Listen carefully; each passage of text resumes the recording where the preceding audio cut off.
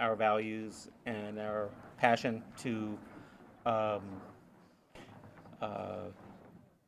engineering these system changes and flows of revenue, flows of human capacity and talent. So the next part of our morning together involves an attempt to start to turn this into law, and from one law perhaps into other laws, but certainly into policy and practice. Okay, so first I want to thank some of the energy that got us to this point. Secondarily, I wanted to thank the National the New England Board of Higher Education, NEBI, as it's known. We have a NEBI in the House today. They are a gathering of higher education policy and leadership, obviously focused in New England, and they have been very, very productively involved in thinking about this watershed moment of Pell restoration, and not only what it means in New England, but for the country as a whole. I want to thank them for both being here today, but also for thinking about what does federal Pell restoration mean at the level of state law and the mechanics of state governance and its relationship to both public and private higher educational practice. And so I want to thank them for that. And then first off, I want to also thank Brittany Lamar, who's with us today, who is about to become a lawyer, but is also a policy expert in this area, and is one of a number of key people in Connecticut who partnered with others to think about what would it look like to pass a state law to get this ball rolling. And so I want to thank you, Brittany, and your colleagues for all this astounding work in envisioning, writing, and helping get a law passed in our past session. And I will say I'm highly opinionated, I'm passionate, and when I heard that a law had just passed, and this has been work I've been doing for 20 years, I was like, oh no, it's just going to be a very ugly piece of legislation. I came at it with some sense of dread that it had already been written and crafted, and I was blown away. It is a extraordinarily good piece of legislation, well conceived, really passionately grounded, and very technically astute. It asks all the right questions. And so, Brittany, thank you and your colleagues for leading that effort. Thank you to Chair Walker and others in the legislature who took that vision and made it into a law. And thank you to Kevin Neary. Kevin is a research scientist, a data scientist who is, thankfully for all of us in the state, but in particular at the Office of Policy Management, the director of research in our criminal justice division. Kevin, without any no fiscal note, a unfunded mandate, took this incredible opportunity and assimilated that. Kevin, if you wanted to speak to some of the other mandatory statutes that Kevin and his team, Justin and others who were here, who turn into the official reports that try to make our criminal legal systems transparent and accountable. And that work, that data science, that analysis, and the representation of that information to help guide citizens and policymakers really comes through a great deal through Kevin Neary's shop inside your Office of Policy and Management. Kevin is leading the work on taking the law that Brittany and Chair Walker and others gave us this past session and turning that into a reality. So Kevin, thank you very much for being here and for leading this work. Kevin Neary.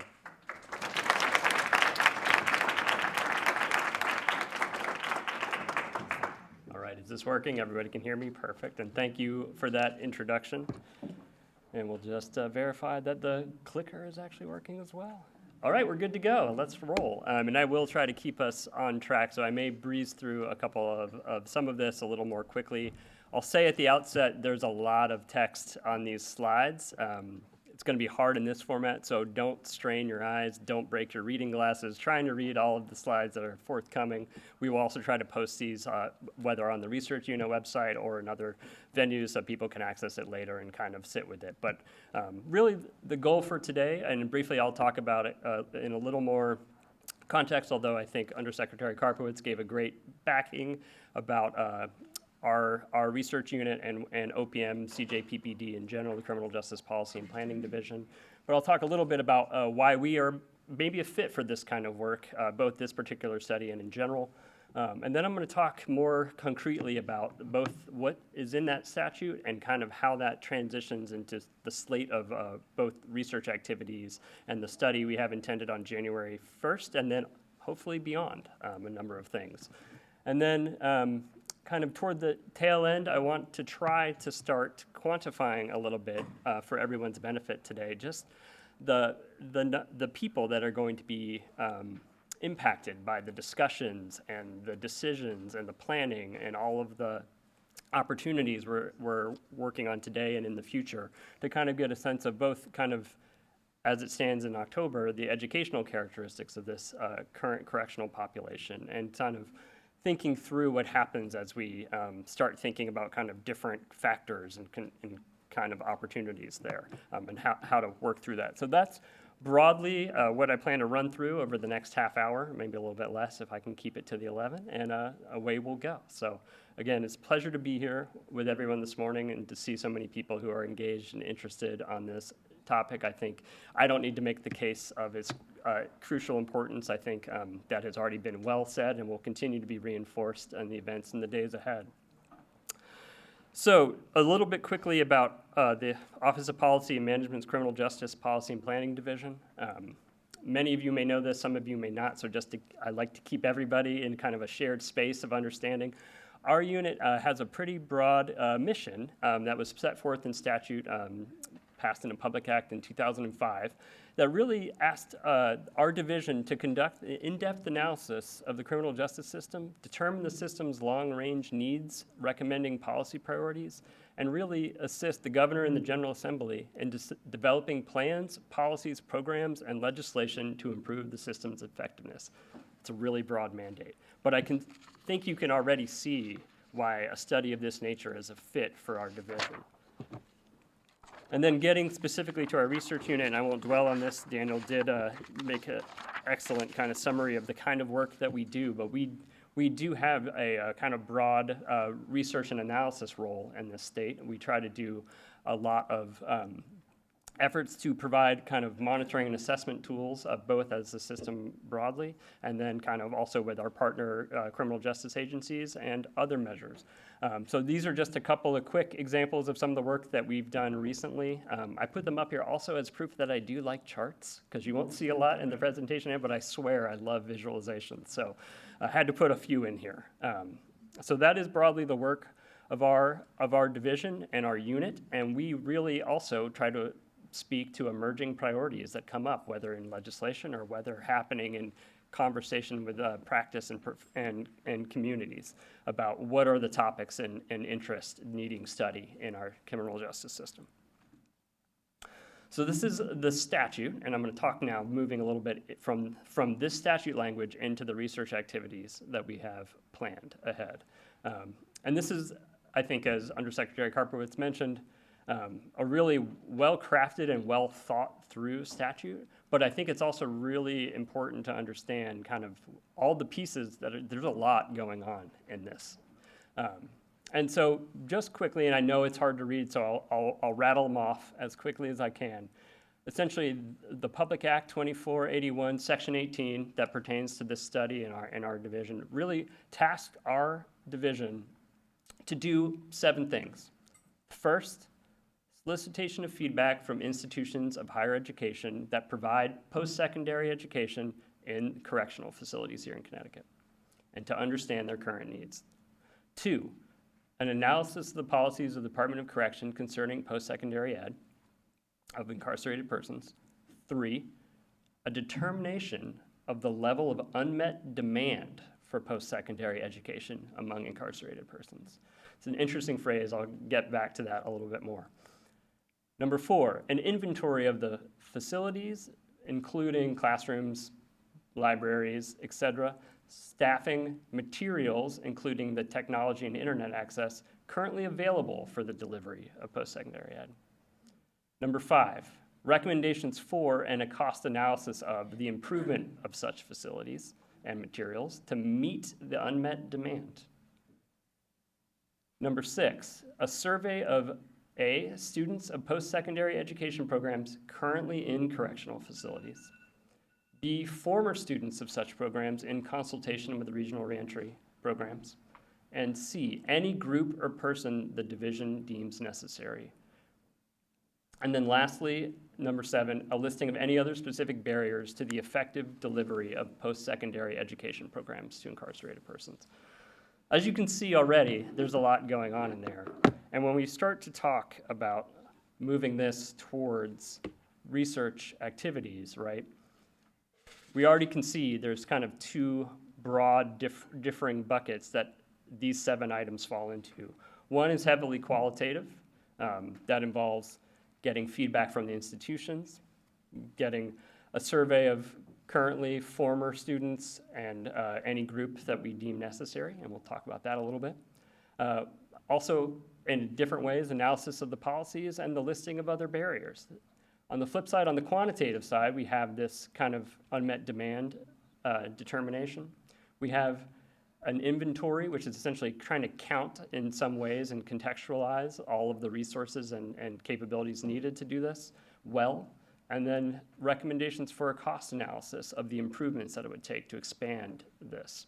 So there's a lot moving from both these 2 kind of methods, and then a lot of modes about how we might kind of actually analyze this information. So any of these ones can kind of have kind of a different analytic approach involved, right? So whether we're talking a policy analysis for the analysis of policies to a kind of that unmet demand on the quantitative side being a market analysis, essentially trying to help kind of determine what is the potential market within Connecticut's DOC facilities for an expanded program. So there's a lot of modes of analysis in play.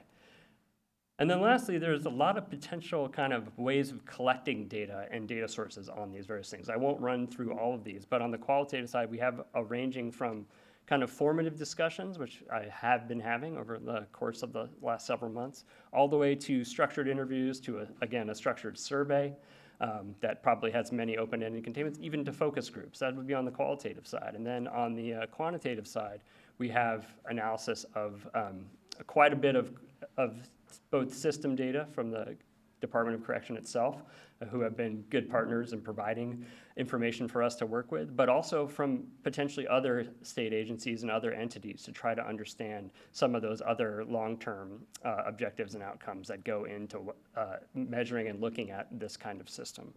And then also collecting data from what we can from each of the programs that are operating in this space. And then we've worked with some of them on a kind of structured questionnaire to help fill in some of those operational characteristics, but there's also other pieces that I think over time may arise needing to be collected. So there's a lot of data to be collected and a lot of different sources of that information.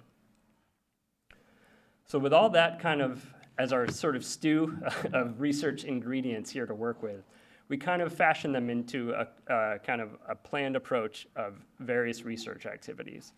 And so I'm going to kind of stick to the qualitative first and then move to the quantitative. And so here on the qualitative side, I think number 1, solicitation of feedback from institutions of higher ed. We really kind of plan this in 2 ways. One is, again, kind of formative stakeholder discussions. I've actually had a number of those with many of the people who help direct and administer programs currently happening within correctional facilities. They've been very insightful. But beyond that, we also want to formally engage them again in a kind of more structured qualitative study. And to what extent that will be some structured interviews, maybe some focus groups, and even if there are students and others involving from the institutions, getting some surveys of their experiences in this space. Then for the analysis of policies, really collecting as much as we can from both the Department of Correction, various agreements that are in place that help kind of govern some of these programs. Also to looking at sort of just the general setup kind of within state governance about how this is done. And then for the survey, and this one's really important because I think this is the core and foundational, but it also is a real challenge because did I mention the statute asks us to do all of this in 6 months? Unfortunately, this one is probably the one that can't be done in 6 months because for those who may not know, generally doing surveys of people currently incarcerated is a kind of protected class of human subjects research, so it requires an IRB oversight. So for that reason, we very much plan to do this, and we've engaged our colleagues here at IMRP to help us implement and plan this over the time period ahead. So we will both be doing a survey of individuals, and again, that will not be just a kind of Likert scale survey. We're imagining something also with a lot of open-ended kind of collection in there to really get various insights and understandings from people who are current students within the DOC, but then also to formally engage former students as well through this survey process. I've talked to about 10 already in the course of this study who have been foundational for me in my understanding. In fact, that's where I started with this work. Once I kind of figured out what was needed from a kind of various scope, I really sat down and had a number of hour or more long conversations with former students to really try to understand, if I were a person trying to pursue this, what did I encounter? How did I hear about this? How did I take a risk on myself to make that choice? So we want to engage beyond these informal conversations, again, in a structured survey way. And then, again, back to that group, anybody we deem necessary, we actually have thought that a key component of this is also to understand DOC facility staff themselves, their own attitudes towards education themselves, and also their roles and kind of helping provide this education, or in some ways kind of being the kind of entity in between individuals accessing the programs when they're conducted. So trying to understand those attitudes and kind of where the state and the individuals kind of sit on a continuum of their attitudes towards higher ed itself. And then again, with that, focus groups. Move quickly to the quantitative piece, and I'm gonna try to scratch this itch a little bit. For me, I'm a data scientist. I like to work with numbers, so I kind of get engaged by doing that quantitative analysis. But we're really planning for that unmet need. Again, I say a market analysis really is trying to figure out what are the potential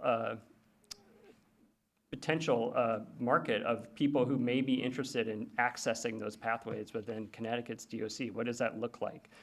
And what changes as you adjust certain factors? So one way we're going to do that for the January 1st study is to really look at a kind of current population. So we're using the October 1st population of the Department of Corrections, currently the facility population, to really sort of understand a number of the characteristics and then kind of step through as we identified various barriers and opportunities, kind of who may be affected by that. And then also we want to do something more longitudinal. We're going to work with our colleagues and the data analysis and data and policy analysis side of OPM, who manage the P20 WIN, which is the state's longitudinal data system. Ostensibly, P20 WIN was established to look at education and workforce longitudinal outcomes, but now the Department of Correction and a number of other justice agencies are also getting involved in that system. So we want to look at those together and kind of start talking about those other things like connections post-release to education continuance or connections to workforce. And then inventory. I think one thing is important. There are inventories that we've collected and starting to analyze those at kind of the existing classroom space. And there's also some work already going on about adding to those capacities and the technology needs. But then also I think something could be warranted, such as an on-site assessment, where there's actually going through the facilities with people who are experts in thinking about what might best look like in these kind of spaces, not just adding a classroom, but what does the best classroom space for supporting this look like? So that's something I think we hope to identify a third party to help us with that study. And then last is the kind of cost analysis and the recommendations, and I think we'll look at that on a very introductory level for January 1, and then we'd like to also do a more robust cost analysis and hopefully a return on investment. What does the state get back by making these investments in this system in the long term? So with that said, here's kind of what we have on tap for January, and again, I won't read through all of this, but really the goal of this January 1 study is, I think, to create the landscape, a shared understanding of the landscape of what is currently happening. What are some of the barriers already that we can identify that are happening? What are some of the opportunities?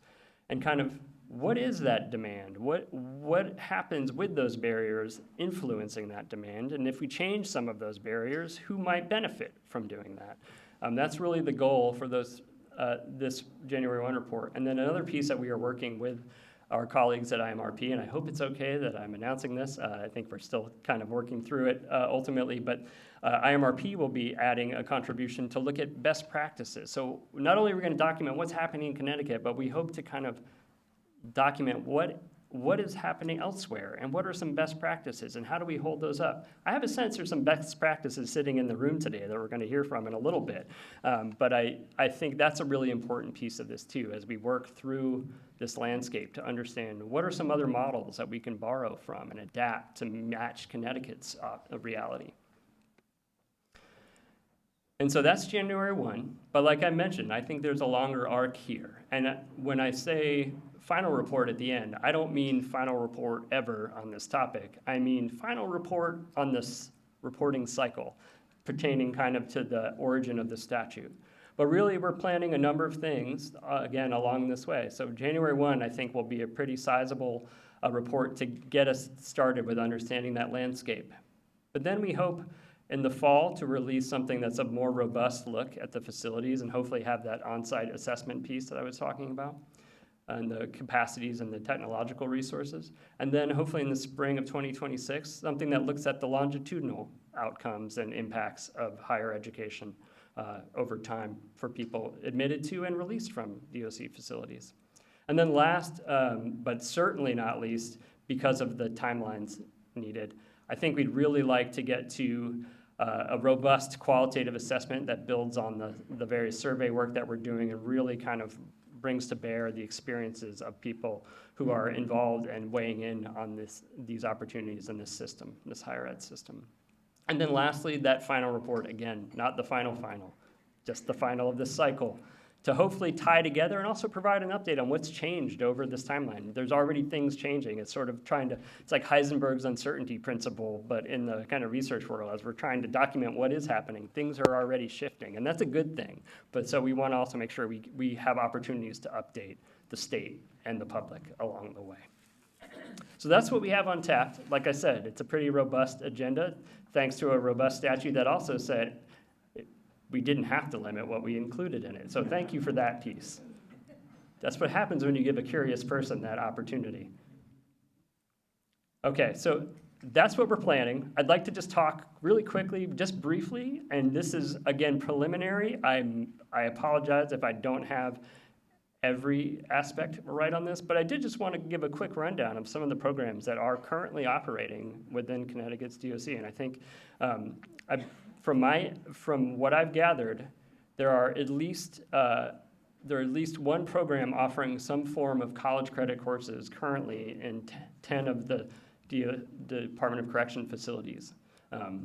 There are several programs that operate within the same facility, particularly the women's facility, York, but there are at least 10 facilities with a program. And these are some of the institutions and the programs that exist.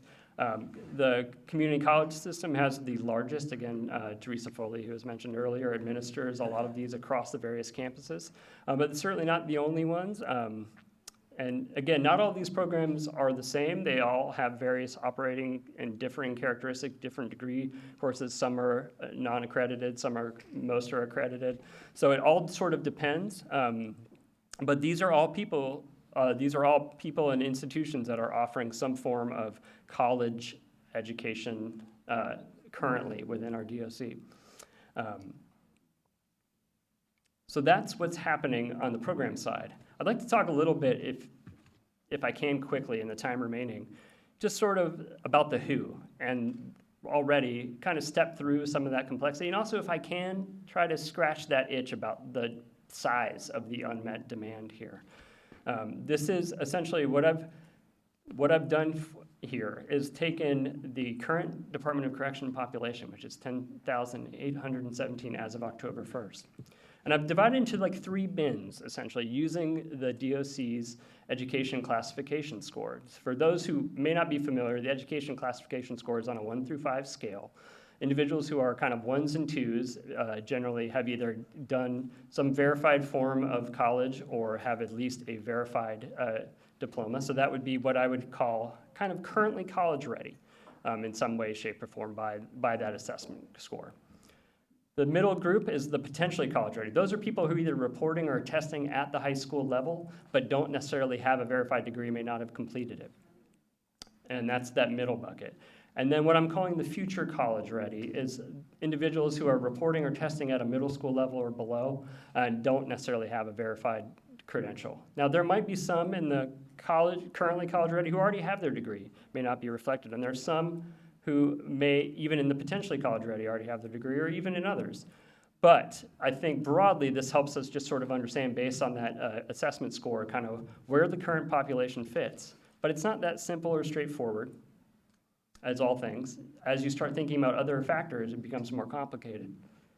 So number one, as you know, many of you know, Connecticut has a unified system, which means we have a jail component and a prison component. So that means if you're a sentenced individual, you can access programming, but by and large, individuals who are not sentenced yet, they're kind of sitting as in the jail side of the correctional facility, waiting for their cases to pend and dispose.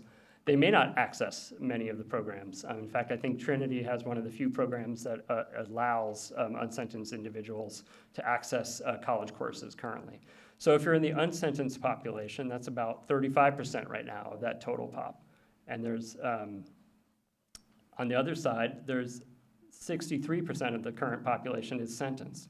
But you can see in the unsentenced side, there's still a fairly healthy amount of college ready and potentially college ready who may already be students, may be impacted. So that's one consideration to think about in the days ahead.